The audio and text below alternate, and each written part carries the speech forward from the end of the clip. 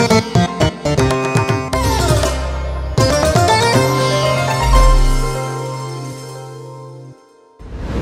लोकांनो, येशू ख्रिस्ताच्या नावाने तुम्हाला प्रेम शुभेच्छा। तुम्ही आनंदी आहात, खुश आहात।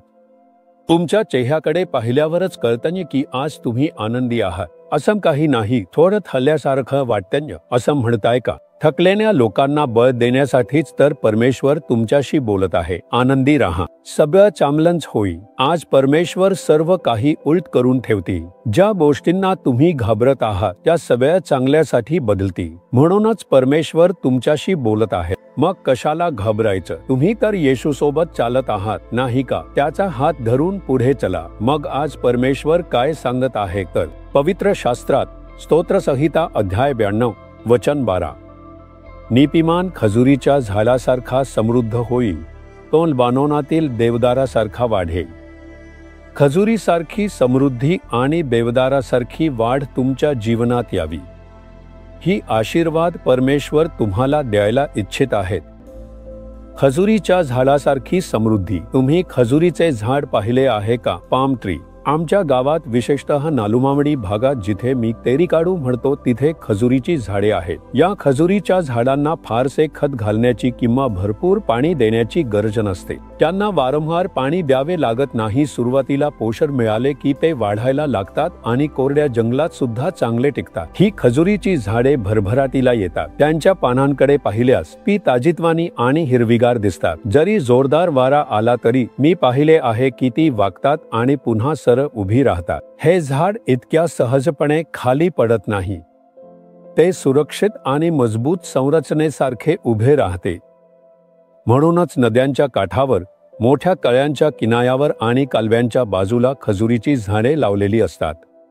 ही झाडे किनाऱ्याला बळकटी देतात आणि त्याचे संरक्षण करतात। जलस्रोतांच्या काठावरून माती वाहून जाण्यापासून वाचवतात। ते समृद्ध आणि भरभराटीचे असते। आयुष्यही समृद्ध असावं, भरभराटीला यायला हवं, कशाचीही कमतरता नसावी। फक्त एवढंच नाही, खजुरीचं झाड उंच आणि सरळ वाढत जातं, तसंच तुम्हीही समृद्ध व्हाल, वाढाल। हे दोन आशीर्वाद परमेश्वर तुम्हाला द्यायला इच्छितो। तुमच्या आयुष्यात समृद्धी असावी। लोक म्हणतील, पहा किती समृद्ध जीवन, असं म्हणतील, बरोबर ना? पण जर लोक म्हणाले, पहा फक्त दारिद्र्य आणि संकट आहे, तर तसं होणार नाही।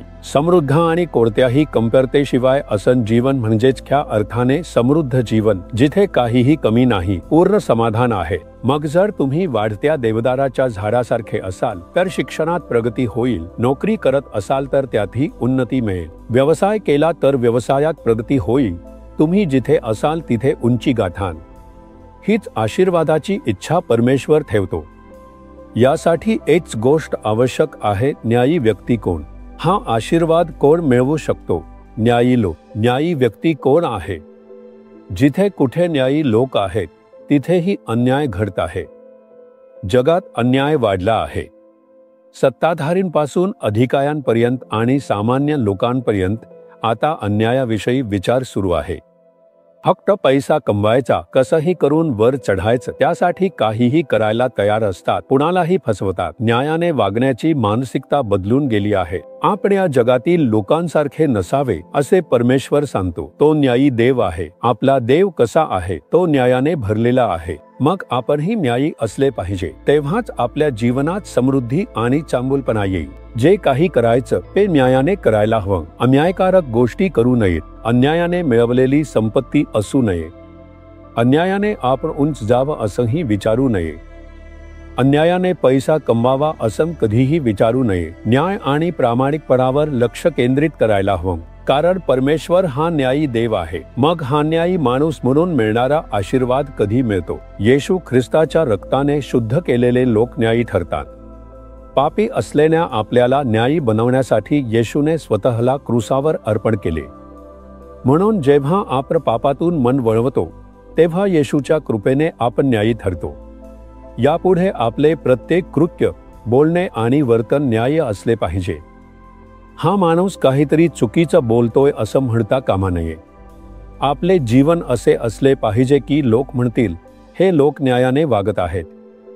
तुमच्या घरात न्याय आहे का? तुम्ही ज्या ठिकाणी काम करता तिथे इतरांना पाहण्याऐवजी आपण न्यायाने वागत आहोत का याचा विचार करायला हवा. तुम्ही जे काही करता ते न्याय आहे का? अन्याय करत आहात, अन्यायाने वागत आहात का याचा विचार करा. असं करू नका. आज बघा, व्यवसाय करताना भेसळ केली जाते. हे अन्याय नाही का? भेसळीमुळे किती लोकांना फटका बसतो. सडलेली आणि खराब झालेली वस्तू कोणत्याही प्रकारे फसवून विक्री करतात. हा अन्याय नाही का? मग योग्यरित्या कर भरत नाही, सरकारला फसवतात, मीच श्रीमंत व्हावं असं बघतात. हा अन्याय नाही का? मी जगण्यासाठी कोणालाही नष्ट करू शकतो असं सांगून इतरांना नष्ट करून त्यांना तुडवून ते काहीतरी चूक करतात म्हणून त्यांना संपवून मी जगायला पाहिजे असं विचार करणं हा अन्याय नाही का? एखाद्याला चांगली गोष्ट काढणं हा अन्याय नाही का? योग्यतेनुसार ती त्यांनाच मिळायला हवी, पण आपण प्रभावाचा वापर करून ती स्वतःसाठी हिसकावून घेतो. एखाद्याला मिळायला हवी असलेली चांगली गोष्ट, नोकरी, बढती आपण जबरदस्तीने काढून घेतली, तो अन्याय नाही का? मग देव त्यांना कसा आशीर्वाद दे.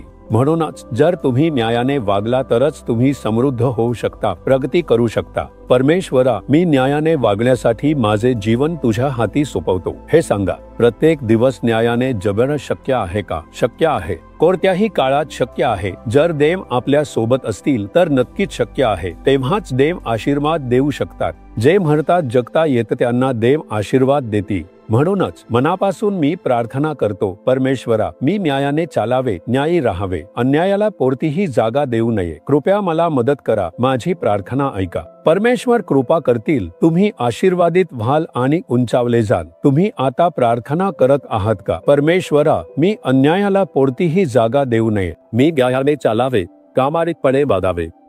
तू न्यायी देव आहेस आणि मीही न्यायाने चालण्यास स्वतःला अर्पण करतो.